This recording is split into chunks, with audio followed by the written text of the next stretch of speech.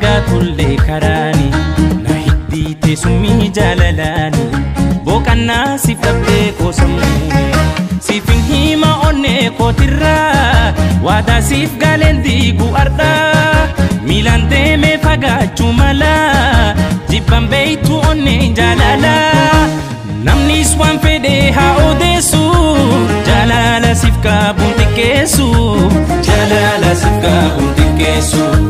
namnis waan fedhee haa odeessu jaalala siif qabuun xiqqeessu jaalala siif qabuun xiqqeessu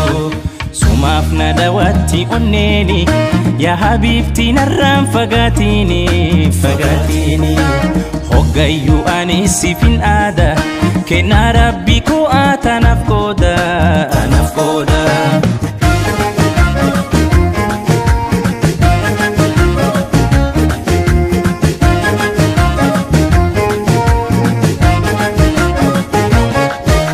asin booda ormaa akkan laalle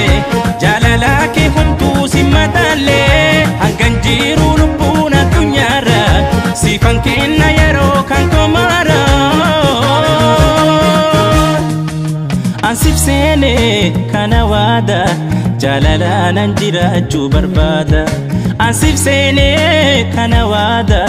jaalala nan jiraachuu barbaada hin fagaannu anaaf si gargari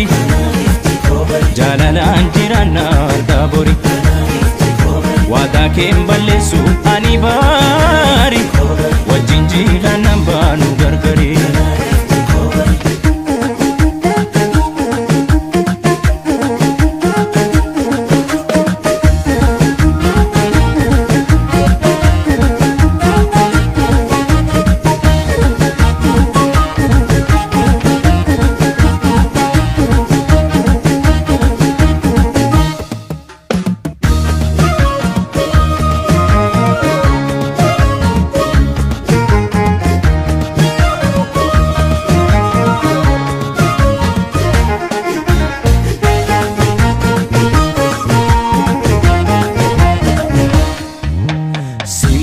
didee koo garaani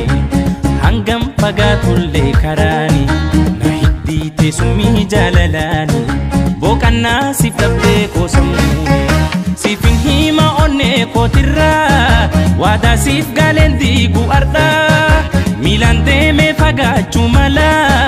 jibban beeytu onneen jaalalaa namnis waan fedhee haa odeessu jaalala siif qabuun xiqqeessu jaalala siif qabuun xiqqeessu namnis waan fedhee haa odeessu jaalala siif qabuun xiqqeessu jaalala siif qabuun xiqqeessu sumaaf na daawwatti onneeni yaa habiibti narraan fagaatini fagaatini hoggayyuu ani siifin aada kennaa rabbi koo anaaf qooda anaaf qooda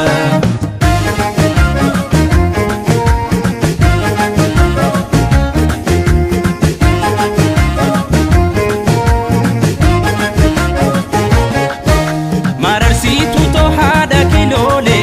gaara nyaattu akkaasin boojolle waan ofiitoo lubbuu hidda dhiiga waadaa waan hin qabnu maaltu diiga ansif seene kana waada jaalala nan jiraachuu barbaada ansif seene